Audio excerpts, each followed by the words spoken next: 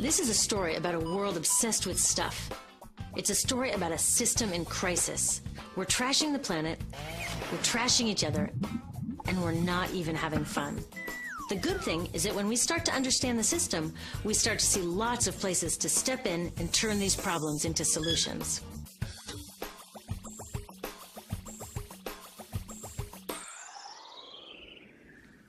Can I tell you, I love my Pantene Pro V.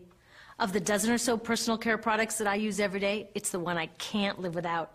It says it gives my dull hair the ultimate cool shine. How does it do that? I was wondering that while I was lathering it in my hair one day, so I read the ingredients right here. Sodium lauryl sulfate, tetrasodium EDTA, methyl isothiazolinone. What is this stuff? I took this list to some scientists who know how to read it. Turns out my Pantene contains a chemical linked to cancer. And lots of other products in my bathroom, from sunscreen to lipstick and even baby shampoo, also contain chemicals linked to cancer or other problems like learning disabilities, asthma, and even damaged sperm. Like most parents, I try to keep my family safe. But now I find out my bathroom is a minefield of toxins? What are we supposed to do? To find out the answers, we have to go back to one of the key features of our materials economy: toxics in, toxics out. If, at the factory, you pour toxic chemicals into a product, like baby shampoo, you're going to wind up with toxic baby shampoo, and toxics in workers, communities, and, babies. So let's take a closer look at this toxic outrage where it seeps into our lives every day, in the bathroom. The average woman in the U.S. uses about 12 personal care products daily.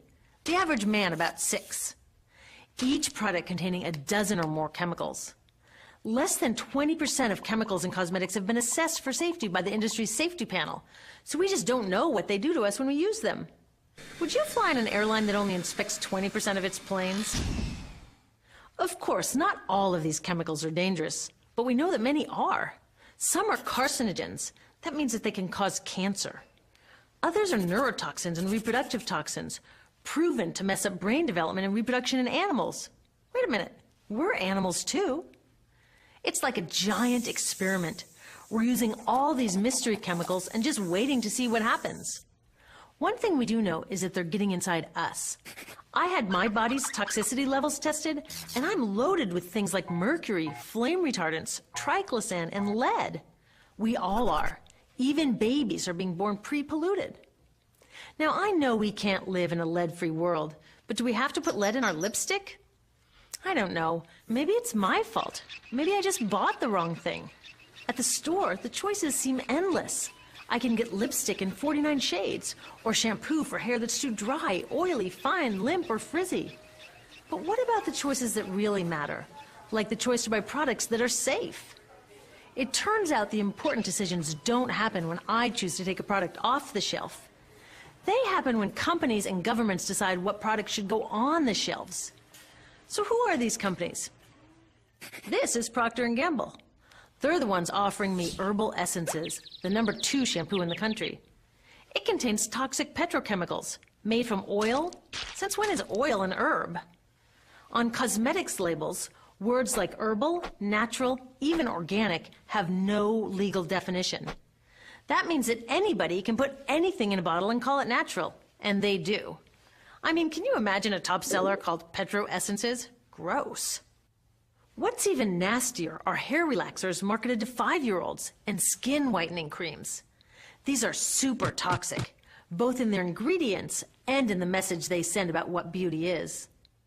Ooh, here's Estee Lauder offering me a chance to help find a cure for breast cancer.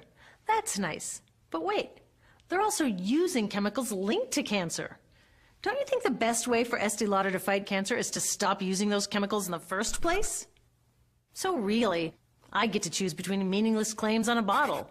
But these guys get the real choice about what goes into those bottles. And that happens back here, at the factories where they're formulated. Why do the makers of these products use all these toxics? Are they trying to poison us? No, they're just working from a 1950s mindset when people were totally swept up in better living through chemistry. In all that excitement, they forgot to worry about human health impacts. That was years ago, and they're still using these same old toxic chemicals. Today, big cosmetics companies say the doses of poison in their products are small enough to be harmless. Yeah, maybe if you use them once a year. I guess they never get out and see that their products are being used and combined with other products every day. A little toxic dose under your arms, a little more on your hair, on your lips. And workers in nail and hair salons get dosed all day long. So the industry is used to doing things this way, and they can, because even now that scientists have linked the chemicals they're using to all sorts of problems, there are no laws to get rid of them. You're thinking, really? Come on, nobody's making sure that the stuff we smear all over our bodies is safe? Nope. The FDA doesn't even assess the safety of personal care products or their ingredients. Since 1938, they've banned just 8 out of over 12,000 ingredients used in cosmetics. They don't even require that all of the ingredients be listed on the label. Now, this is an example where we can all agree a little more government action would be helpful. This lack of regulation leaves a huge hole that the cosmetics industry is all too happy to fill. They set up their own committee to self-police their products, and compliance with their recommendations is voluntary. So the cosmetics industry is making the rules and then deciding whether or not to follow them. So you see, it isn't our fault that these toxic products are in our bathrooms. It's a whole broken system that's ignoring the simple rule: toxics in, toxics out. But we're not helpless. There are resources online that we can use to protect ourselves by identifying the best possible choices in the store. But the real action is with people working to change the system. Because if we really want to solve this problem, we got to start here with these guys. Women, parents, workers, people all over the country are demanding that Congress pass a new law, giving FDA the power to make sure that our personal care products are safe.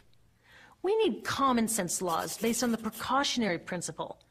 That means that when you're dealing with hazardous chemicals, just err on the side of caution. Let's not debate how much lead should be allowed in lipstick. Just get the toxic chemicals out of our products. Smarter laws would force companies to get past that old 50s mindset and figure out how to get us all clean and shiny without toxic chemicals. Can they? Totally. Many responsible cosmetics companies are already putting safer products on the market. Green chemists are developing substances that are designed to be safe and non-toxic in the first place.